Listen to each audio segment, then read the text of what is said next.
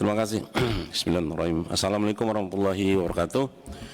Pimpinan beserta seluruh anggota Komisi 8, Bapak Menteri Agama beserta Wamen yang kami hormati, para pejabat eselon 1, eselon 2 dan seluruh tim daripada Bapak Menteri Agama. Pertama kami prihatin, Pak, ya, dengan efisiensi 14 triliun ini cukup prihatin kita. Namun harapan kami tidak mengurangi spirit dari jajaran agama untuk bekerja, ya kan? Kenapa? Justru ini merupakan tantangan yang menghasilkan suatu prestasi. Jadi itu harapan kita, dengan menurunnya anggaran dari Kementerian Agama, tidak sejalan pula menurunnya pelayanan terhadap masyarakat. Ini yang kita harapkan. Jadi spirit tetap semangat, Pak. Yang kedua, tentu ini berdampak kepada terutama Dirjen Pendis. Kami bukan berlebihan, Pak, rohnya Kementerian Agama itu di Pendis sebenarnya, Pak, termasuk juga agama lainnya. Tapi justru jantungnya itu betul yang dipotong itu kan. Nah, harapan kami, nanti kami mengharapkan dari Pak Dirjen Pendis, setelah dikeluarkan belanja pegawai yang tidak di efisiensi itu, sehingga kita tahu program-program mana aja yang tersisa. Nah, berkaitan dengan itu, sejalan dengan apa yang pernah Pak Menteri sampaikan, bahwa kita harus adil dan tidak zolim, Pak, antara pendidikan madrasah negeri dengan swasta. Nah, dengan adanya efisiensi ini, tentu harapan kita, mungkin yang sudah terlanjur pendidikan penambahan ruangan atau pembangunan ruangan terhadap sekolah yang madrasah negeri ini, mungkin akan kita lebih fokuskan kepada madrasah swasta. Sehingga kita harapkan kezaliman yang berlangsung selama ini sangat ironis sekali. Kemudian juga kami perhatikan di lapangan, Pak Menteri, itu ada MAN yang menonjol sekali gitu. Seperti kami di Pekanbaru, MAN 2 itu luar biasa, Pak. Artinya penerimaan mahasiswa berlebih, itu alasannya menambah ruangan. Jadi maksud kami mungkin ada kebijakan dari Pak Menteri, berapa kondisi ruangan yang ada, sebanyak itu saja dia menerima, sehingga tidak ada alasan dia untuk mendesak kementerian untuk menambah ruangan belajar.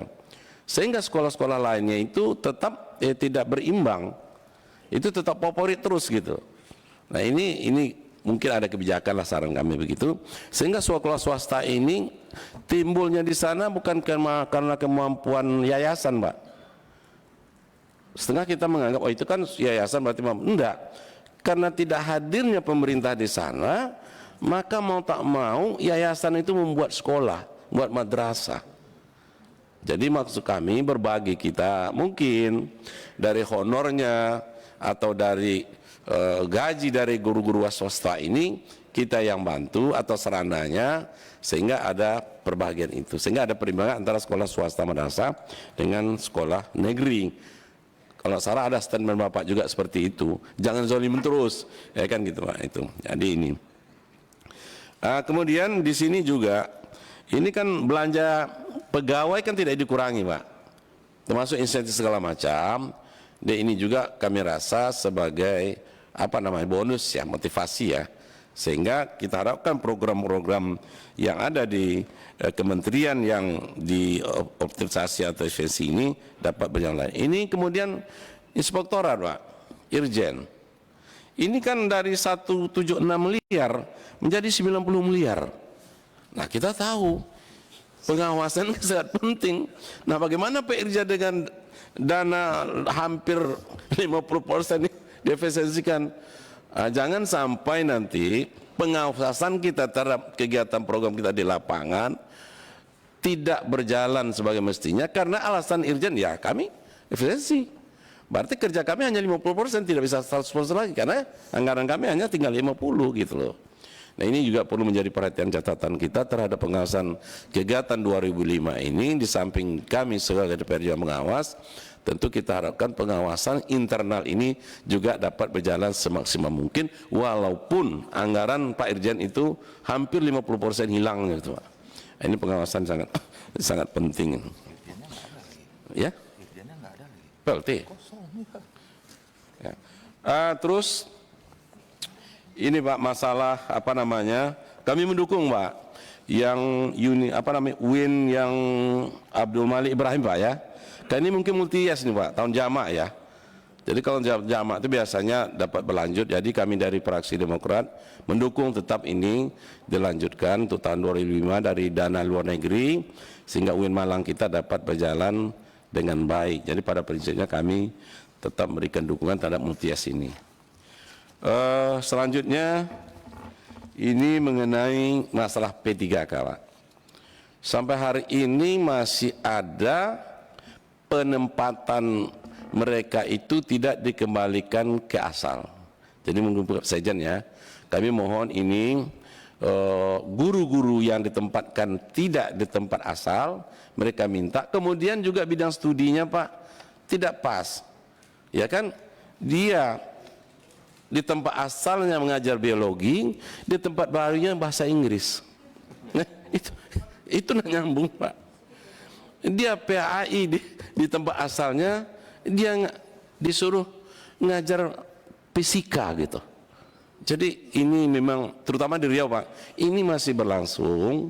Walaupun kemarin Pak Sekjen lah mengatakan itu sudah wewenang dari apa namanya Kanwil, tapi Kanwil tetap minta surat gitu. Kalau tidak ada surat kami tidak berani. Saya jamin ya Bapak, DPR jamin Pak. Kalau Bapak memang Menteri tak berani marah sama Bapak, tapi kalau Sekjen berani marah sama kami gitu. Jadi ini tolong dikelirkan terhadap termasuk penyuluh agama gitu Pak. Jadi penyuluh agama yang dekat P3K itu tolonglah dikembalikan kepada negeri asalnya, karena itu juga jadi problem, pisah dengan keluarganya kan. Jadi khususnya kami Riau kami usulkan supaya itu dikembalikan ke daerah asalnya.